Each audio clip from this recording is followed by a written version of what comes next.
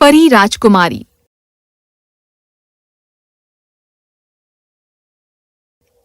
एक समय की बात है, एक राजा था जिसके यहाँ एक बहुत ही सुंदर बेटी ने जन्म लिया। उसे वो इतनी सुंदर लगी कि उसने उसे नाम दिया परी राजकुमारी। राज्य में और दरबार में सभी ने इस अलग किस्म के नाम को किसी तरह स्वीकार कर लिया, पर एक परी जिसका नाम था लार्जी, उसे ये पसंद नहीं आया। उसकी हिम्मत कैसे हुई अपनी आम इंसानी बच्ची को परी राजकुमारी कहने की। मैं इस अपमान को नहीं सहूंगी। मैं राजा को सबक सिखाकर रहूंगी।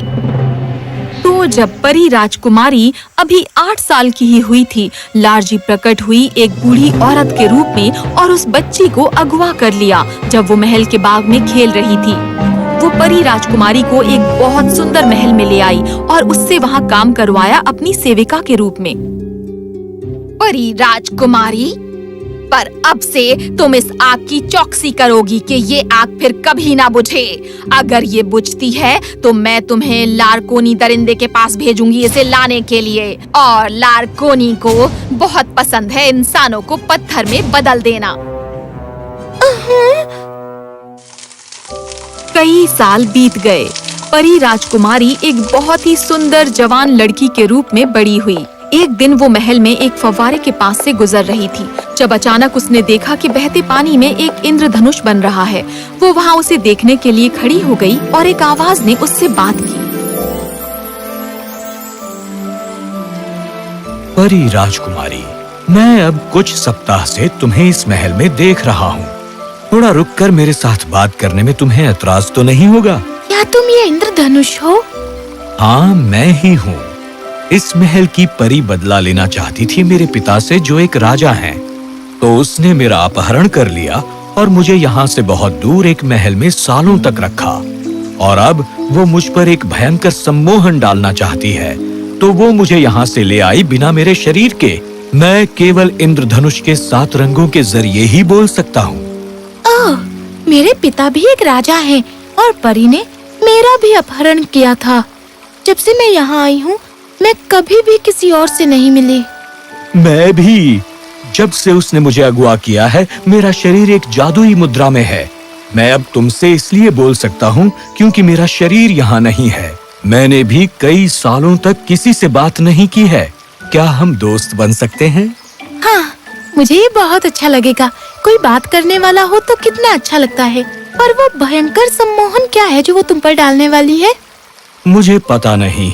मैं बस इतना ही जानता हूँ कि सम्मोहन तब ही टूट सकता है यदि मेरा शरीर जगा दिया जाए।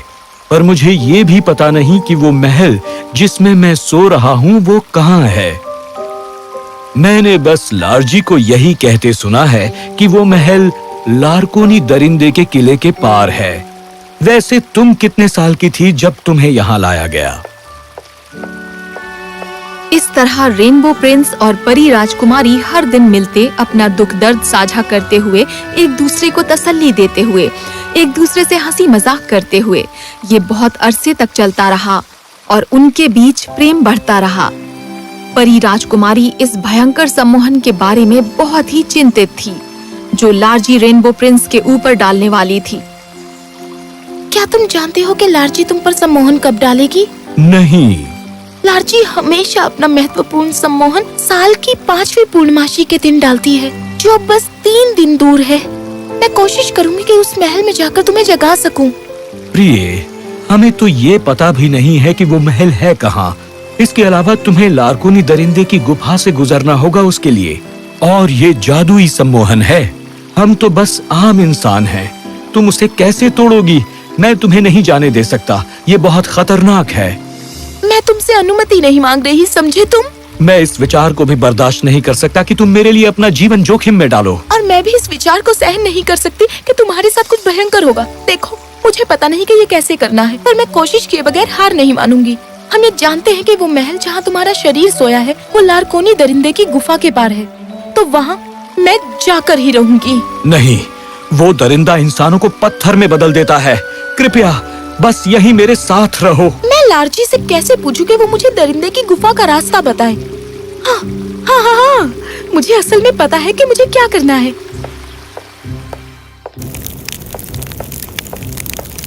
परी राजकुमारी ने आग बुझा दी और जैसा कि उसे अपेक्षा थी, लार्जी बहुत क्रोधित हो गई। तुमने आग बुझने दी? मैंने कहा था ना कि यदि ऐसा हुआ तो मैं तुम्हारे साथ क्या करूंगी। मुझे क्षमा करना। नहीं, अब तुम्हें अंधेरे जंगल से लारकोनी दरिंदे की गुफा से इसे लाना होगा। ये लो, इसमें ज्वाला वापस लेकर आओ। ये तभी हो सकता है कि यदि उससे पहले वो तुम्हें पत्थर में ना बदल दे। जल्दी करो। बिना हिचकिचाए और दृढ़ निश्चय किए परी राजकुमारी लारकोनी दरिंदे की गुफा की तरफ निकल पड़ी। वो अंधेरे जंगल में चलती रही और अचानक उसने देखा एक हिरन उछलता हुआ गुजरा। वो मुड़ा और उसने उससे बात की। तुम जैसी इंसान इस अंधेरे जंगल में क्यों है, बताओ? मुझे दरिंदे लारकोनी की गुफा के पार जाने की जरूरत है। दरिंदा इंसानों को पत्थर में बदल देता है, वो तो तुम्हें जीवित नहीं जाने देगा। दिन के समय कोई तो समय होगा जब वो अपनी गुफा से बाहर होगा। मैं उसकी गुफा में तभी दाखिल होंगी। ये चालाकी वाली बात है, पर जोखिम का भी काम है। तुम किसी और के लिए अपनी जान क्यों जोखिम में डाल रही हो? क्या तुम्हें डर नहीं लगता? मैं डरती हूँ स्वयं के लिए और राजकुमार के लिए, और इसलिए मैं बिना कोशिश किए हार नहीं मानूंगी। मुझे बस अपनी राह पर होना चाहिए। जैसे ही परी राजकुमारी जाने वाली थी, वो हिरन अचानक एक सुंदर परी में बदल गया।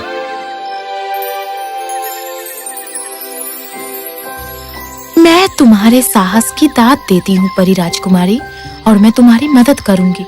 ये लो, इसकी सामग्री को तभी इस्तेमाल करना जब कोई रास्ता न रह जाए, और याद रखना तुम ना खा सकती हो और ना सो सकती हो जब तक तुम उस महल में ना पहुँच जाओ जहाँ रेनबो प्रिंस सोया हुआ है। चाहे जो कुछ भी हो जाए, तुम बिल्कुल भी मत डरना और हार मत मानना।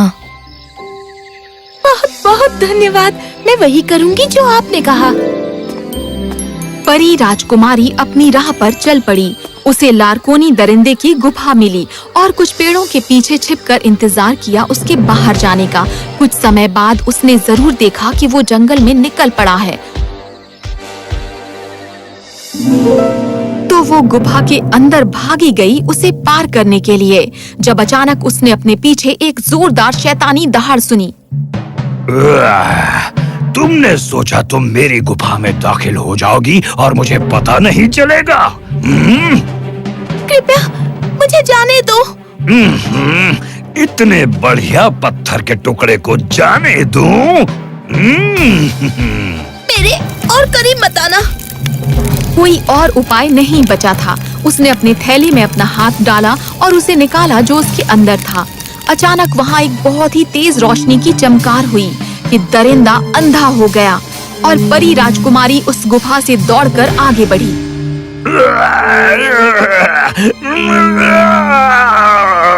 अब परी राजकुमारी एक और जंगल में पहुंची। दूर फासले पर एक किला था। जिस क्षण उसने उसे देखा, अचानक उसे बहुत ही सर्दी, थकान और भूख महसूस हुई, जो इससे पहले उसने कभी महसूस नहीं की थी। नहीं, मैं सो नहीं सकती। मुझे आगे बढ़ते ही रहना होगा। यदि मैंने खाना नहीं खाया और आराम नहीं किया तो मैं मर जाऊंगी, पर मैं रुक नहीं सकती, बिल्कुल नहीं। अचानक एक दानव उसके सामने प्रकट हुआ। क्या तुम्हें भूख लगी है? क्या तुम ये खाना चाहोगी? ये बहुत अच्छा और रस से भरा है। नहीं, मुझे चलते रहना होगा। और थकी, भूखी और उनींदी परी राजकुमारी आगे चलती रही। हर बार वो एक वृक्ष को पकड़ लेती, खुद को चलने के लिए सहारा देने के लिए। एक और दानव उछलते हुए प्रकट हो जाता और उसे फल खाने को कहता। क्या तुम्हें भूख लगी है? क्या तुम ये खाना चाहोगी? ये रस से भरा हुआ है। क्या तुम्हें भूख लगी है? क्या तुम्हें ये खाना चाहिए? ये बहुत अच्छा और रस भरा है। क्या तुम्हें भूख लगी है या तुम खाना चाहोगी? बहुत रस भरा और मीठा है। हाँ। और हर बार जब वो फल लेने से इनकार करती तो एक कांटा उसे चुभ जाता, पर वो आगे चलती रही। मैं हार नहीं मानूंगी। मुझे चलते रहना होगा, नहीं रुक सकती। जब तक वो महल में पहुंची, उसकी इच्छा शक्ति की अंतिम बूंद तक खत्म हो चुकी थी।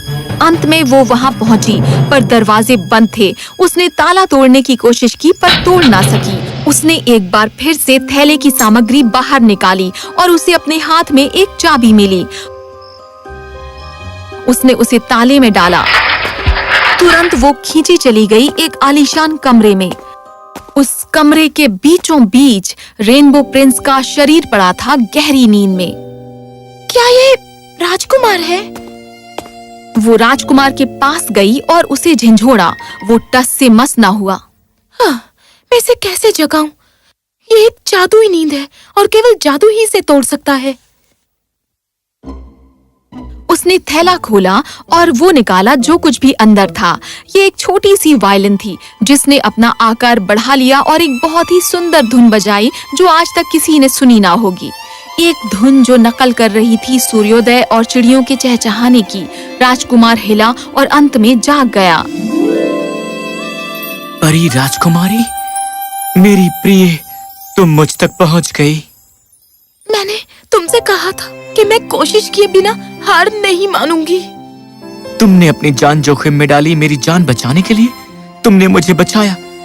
धन्यवाद, बहुत बहुत धन्यवाद। और तभी अचानक वहाँ जश्न की जोरदार आवाजें आने लगी और एक सुंदर महारानी अंदर आई, एक बहुत ही बड़े जुलूस के साथ जिसमें थे रईस, स्त्री और पुरुष। माँ, मेरे बेटे, आखिर तुम जाग गए। अब जब इसका सम्मोहन टूट गया है, ओह लाडजी अब किसी इंसान को नुकसान नहीं पहुंचा पाएगी। ये सब कैसे हुआ? रेनबो प्रिंस ने अपनी माँ को सब कुछ बताया कि कैसे परी राजकुमारी ने उसकी जान बचाई थी और उनमें कितना प्रेम था। और उसने रानी को ये भी बताया कि कैसे उसे भी उसके राज्य से अगवा कर लिया गया था। तुरंत ही परी राजकुमारी के माता पिता को एक संदेश भेजा गया। वो खुशी से ओतप्रोत हो गए अपनी प्यारी बेटी को जीवित और सही सलामत देखकर। दोनों परिवार बहुत ही खुश थे। राजकुमार और परी राजकुमारी की शादी बहुत हर्षोल्लास के साथ संपन्न हुई और हाँ, वो अवश्य ही हमेशा राजी खुशी से रहे।